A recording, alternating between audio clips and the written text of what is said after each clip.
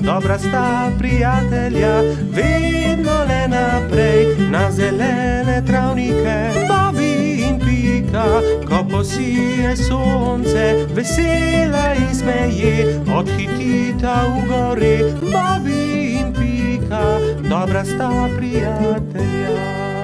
Pajek v votlini.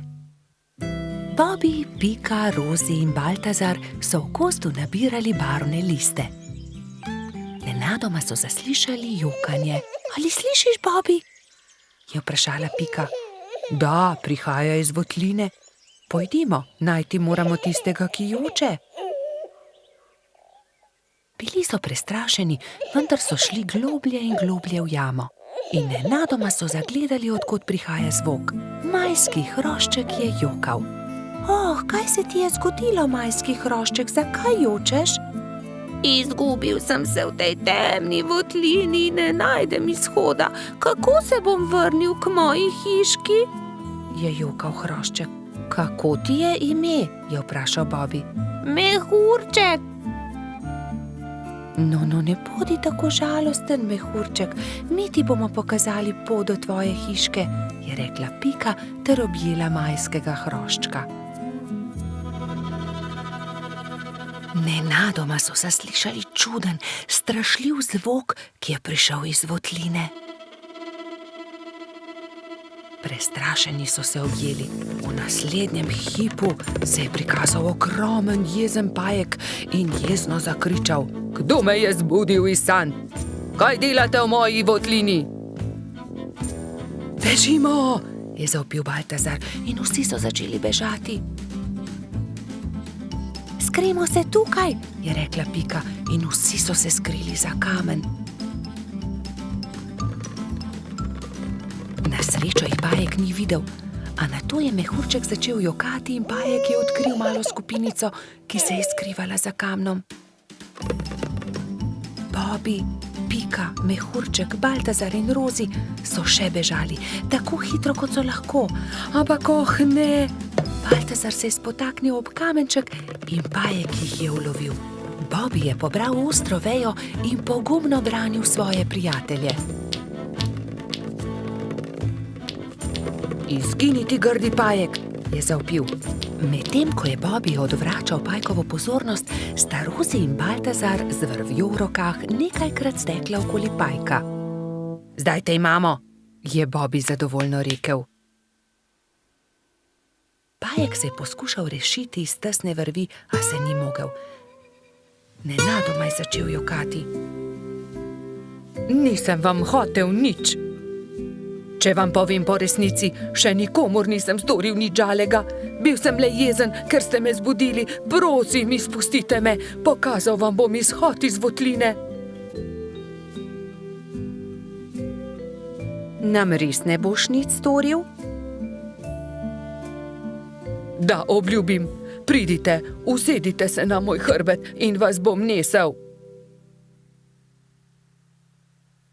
Vsi so se usedli na pajkov hrbet in kmalu prišli do odprtine. Čas je, da se poslovimo. Spet pridite v mojo votlino. Hvala za pomoč, pajek, je rekla Rozi. V tem času je mehurček zaspal v Pikapoloničinem naročju. Kaj naj storimo z njim, je vprašala Pika. Zgradimo mu voziček, je predlagal Bobby. In nemudoma so se lotili dela. Voziček je bil sestavljen iz kostanjeve lupine, koleščka pa iz vejic. Kje je pa njegova hiška? Jaz vem, je vzkliknila Rozi.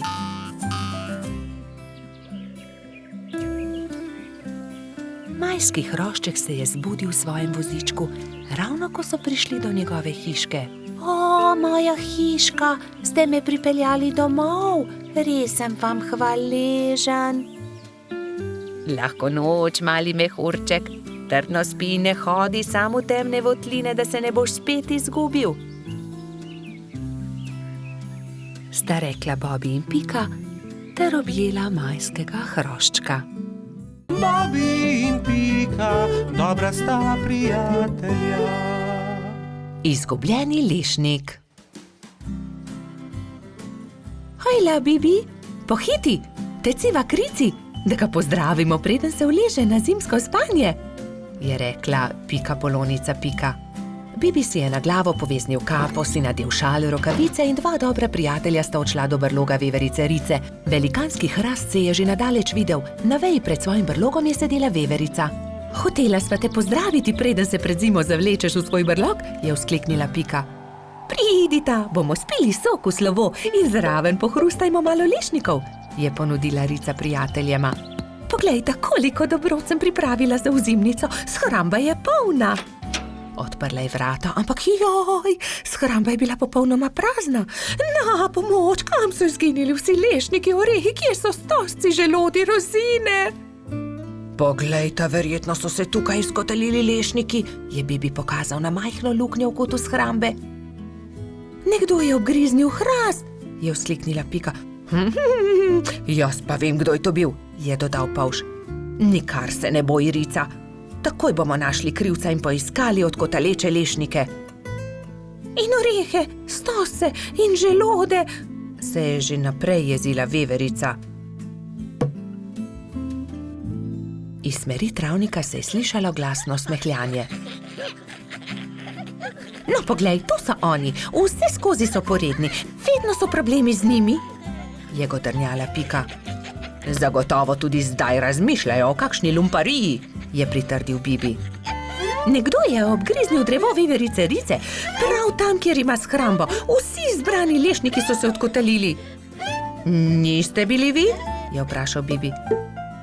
Joj, nič nismo hoteli slabega, smo le grizljali, saj nismo vedeli, da je prav tam shramba, se je opravičil najmlajši lubadar. Lahko kako pomagamo? Pridite, moramo najti izgubljene lešnike. Nimamo veliko časa, kmalu bo zapadel prvi sneg in takrat zagotovo ne bomo našli dobrot. Pohitimo! Skupaj so podrobno pregledali drevo. Lešniki so se od tuzi izkotalili, padli na tla in se odkotalili naravnost čez hrib, je pojasnila Pika. Ob vznožju hriba so prijatelji skupaj našli vse dobrote. Ura! Se je veselila Rica. Torej prosim, da prinesete vse dobrine nazaj v moj brlog, jaz medtem z deskami pokrijem luknjo, je rekla Rica lubadarjem in se je prijela dela. Lubadarji so začeli nositi lešnike, orehe, želode so po enega in enega nosili v veveričin brlog. Bibi in Pika sta pomagala. Vendar zaman so se trudili, saj se je začelo mračiti, ob vznožju hriba pa je čakal še ogromen kup. Nikoli ne bomo končali, je vzdihnil en lubadar. Pomoč bi bila dobrodošla, je dodal drugi. Bibi je kar naenkrat vstal in brez besed odhitel. Ostali so začudeno strmeli za njim. Ko se je vrnil, prinesel s seboj svojo trobento. Pihnil je v trobento tako močno, da so ga slišali vsi prebivalci gozda. Prav hitro so se tam zbrali vsi veliki in mali. Pika je splezala na veliki kamen in pripovedovala, kaj se je zgodilo z lešniki veverice Rice. Vsi so se odkotalili, moramo jih nesti nazaj v Ricin brlog. Če vsi primete za delo, bomo do večera končali. Začnite, je rekel Bibi in dvignil en lešnik iz kupa.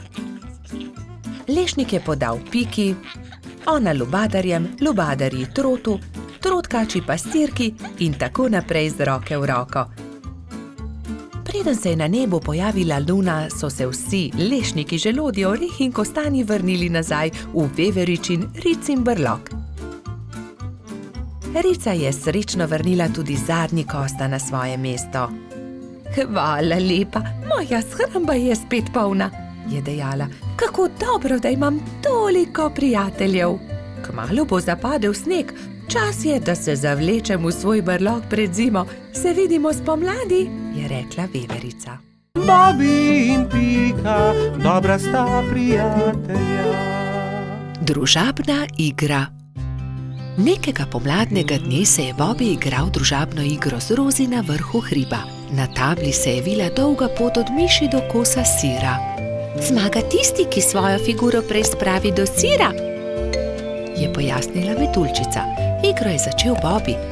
Vrgel je in stopil. Nato je sledila Rozi. Vrgla je in stopila. Zmagal sem, je zavpil polž, ko je njegova figura prišla do kosa sira. Dobro, zmagal si, igrala bova še enkrat, je predlagala Rozi. Bobby je zmagal tudi v drugem krogu. Zmagal sem, spet sem zmagovalec, se je hvalil polž. Igrajva še enkrat. Spet sta začela. V tretjem krogu je Rozi prišla prej do cilja. Zmagala sem, Bobby, končno sem jaz zmagovalka, je izjavila zadovoljna metuljčica. Bobby se je takrat obrnil stran, se zavlekel pod bor in vrgel kocko tako, da Rozi ni videla. Vrgel sem 6, je dejal ponosno, vendar mu je Rozi odgovorila. Ne velja, Bobby, vrzi tako, da vidim tudi jaz? Ne. Da, vrzi znova, Bobby. Polž je vrgel znova, kocka je zdaj kazala 2. Bobby je zaostal in tudi v tem krogu je zmagala Rozi. Ne velja, hočem zmagati, to je prevara. Toda Bobby, to je ravno bistvo družabne igre.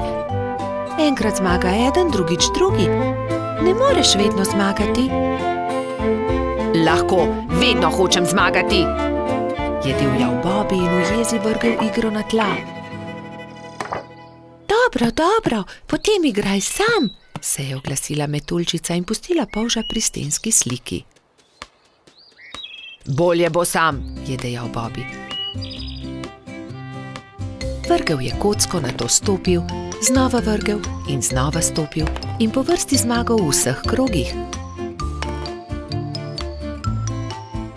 Vendar se je hitro naveličal igre. Poleg sebe je posadil svojega medvedka, vendar medvedek ni bil vznemirljiv nasprotnik. Končno se je Bobby odpravil poiskat Rozi. Ni dobro igrati sam, si je mislil žalostno. Metuljčica se je na travniku ravno kartala s Piko, Gumbijem in Baltazarjem. Se lahko pridružim, je plašno vprašal Bobby. No, veš, Bobby, če se nam pridružiš, ni nujno, da bo zmagal in ne bi rada, da tudi karte vržeš ob tla. Rozi je zavpila za njim. Bobby, lahko se pridružiš, vendar le, če obljubiš, da ne boš jezen, če ne bo zmagal. Dobro je, no, se je strinjal Bobby in že tekel k drugim.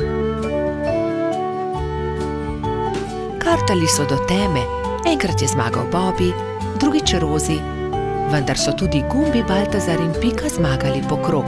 Bobby je bil srečen, da se lahko igra s prijatelji in ni bil jezen, če ni zmagal. Nenadoma je priletel rogač Gašper in vzkliknil od zgoraj. Poglejte, izrezljal sem palice, pridite, zakurimo ogenj, specimo jabolka. Ta zamisel je bila všeč vsem. Prišel je tudi koloradski hrošč Bajsi. Jabolka so narezali, nabodli na palice in ko je od ognja ostala le žerjavica, so začeli peči sadje. Spekli in pojedli so vse jabolčne kolobarje. Bobby je svoj zadnji jabolčni kolobar dal Rozi.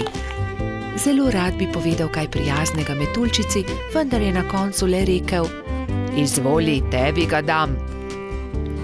Ko je jabolk zmanjkalo, so palice pridržali v žerjavici in nato z njimi s svetlečo konico risali vzorce po temnem nebu.